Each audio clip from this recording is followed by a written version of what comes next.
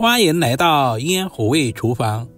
油豆腐不要總是下火鍋，今天搭配上海青分享好吃的下飯菜。這樣炒出來的油豆腐鮮香入味，上海青脆嫩爽口。接下來一起來了解一下具体是怎樣制作的吧。首先準備300克左右的油豆腐，簡單的清洗一下，然後再切成厚片。我們要挑選這種表面金黃均勻，無黑斑焦糊，形狀飽滿不塌陷，油豆腐的內部孔隙多，吸汁能力強，這樣的油豆腐才是最好的。全部切好，放在大一點的碗中備用。接下來準備一顆大一點的上海青，根部比較老，而且有很多的泥沙，切掉一小部分之後，很輕鬆的就把菜幫給分開來了。每年的冬天是上海青大量上市的季節，同时也是最好吃的时候。经过霜打过后，口感爽脆，主要是价格還非常的實惠，我們這邊才1.5元一斤，不知道你們那邊賣多少錢一斤呢？因為上海青是一片葉子一片葉子包起來的，菜幫的內側有很多的泥沙或者是污垢，放在乾淨的清水中都清洗一下，像視頻中這樣不停的揉搓，把表面的一些雜質污垢全部清洗乾淨。我們要多淘洗2遍，直到把水洗至很清澈。經過這樣清洗之後，我們吃着也更加放心。接下來切成5到6公分左右的小長段。菜梗和菜葉的成熟度不一樣，我們一定要分開來放。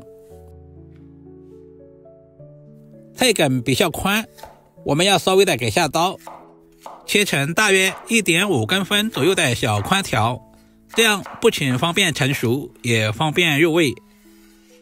全部切好放在盤中備用。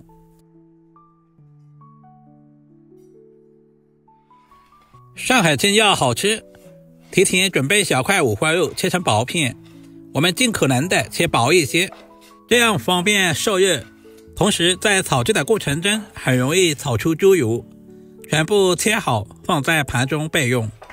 準備幾粒去皮的大蒜，用刀拍一下，經過拍打過後的大蒜更容易激發出蒜香味。稍微的切小一些，放在小碗中備用。一小塊去皮的老薑，同樣也用刀拍一下，然後再切成稍微細一點的薑末。全部切好和蒜子放在一起。準備幾根清洗乾淨的香蔥，我們只要蔥白部分，把蔥白切成稍微短一點的蔥花，和薑蒜放在一起備用。所有食材準備好，我們開始操作。起鍋不要放油，把切好的五花肉直接倒在鍋中，開小火把五花肉炒出油脂。其實肉不肉都無所謂，我們要用五花肉裡面的油脂來炒油豆腐，這樣炒出來的油豆腐吃着都有肉的鮮香味。隨着溫度的升高，鍋裡面的五花肉慢慢的煸出了多餘的油脂，表面也變得微微的金黃。如果喜歡吃五花肉的，就不需要煎太乾，煎制成視頻中這樣，加入切好的蔥薑蒜，小火把蔥薑蒜炒出香味。接下來把油豆腐直接倒在鍋中，快速翻炒均勻，把油豆腐炒出蒜香味。油豆腐就像海綿一樣，吸飽了五花肉裡面炒出來的油脂，慢慢的變得油亮鼓脹，使油豆腐的空隙裡面全灌滿了肉香，原本乾扁的模樣瞬間變得飽滿透亮。接下來簡單的調下味，加入2到3圈的蠔油，小半勺的生抽醬油，快速翻炒均勻。快速的翻炒均勻，使油豆腐的表面都能夠裹上醬汁的香味。油豆腐要好吃入味，接下來往鍋裡面加入1大碗的溫水。一般在飯店我們都是加入高湯，只有讓油豆腐充分的吸收了水分，這樣吃起來才會更加的入味。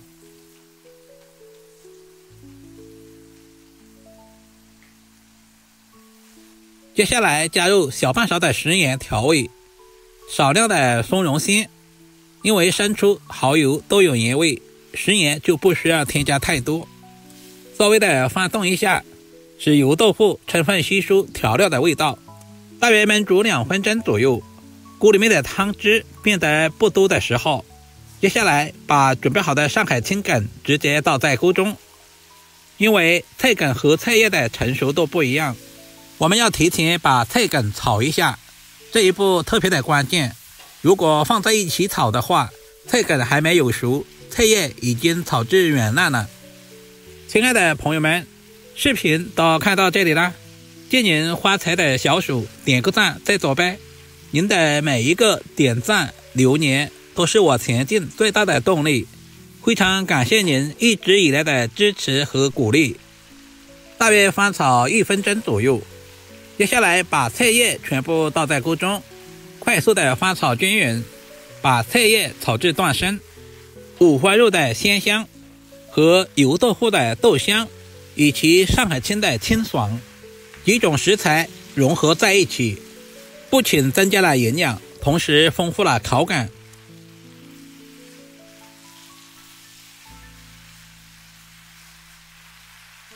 在出鍋之前，加入少量的水淀粉，大火快速翻炒幾下，湯汁立馬收濃，每一口食材都裹着鹹香的醬汁，緊緊裹着每一塊油豆腐，每一塊五花肉和上海青，色澤一下子就鮮亮起來了。一道營養又美味的油豆腐炒上海青就這樣做好了，是不是非常的簡單？如果你也喜歡這種做法，就趕緊收藏起來，有時間做給家人們嘗試一下，肯定不會讓您失望的。這樣炒出來的五花肉焦香不膩，油豆腐咬開爆汁，上海青清爽解膩，幾種食材融合在一起，碰撞出絕妙的口感，家常味直接拉滿。如果喜歡吃辣一點的，也可以加入一些乾辣椒節或者是小米椒。普通的食材也可以做出不一樣的味道，不管是作為家常菜還是用來招待客人，都是非常的有面子。主要是做法也非常的簡單，廚房小白都能夠輕鬆的掌握。如果今天的視頻對您的廚藝有那麼一點點幫助，就麻煩點讚、收藏、留言並轉發出去，點我頭像還可以看到更多家常菜製作視頻。好啦，我們下個視頻再見吧。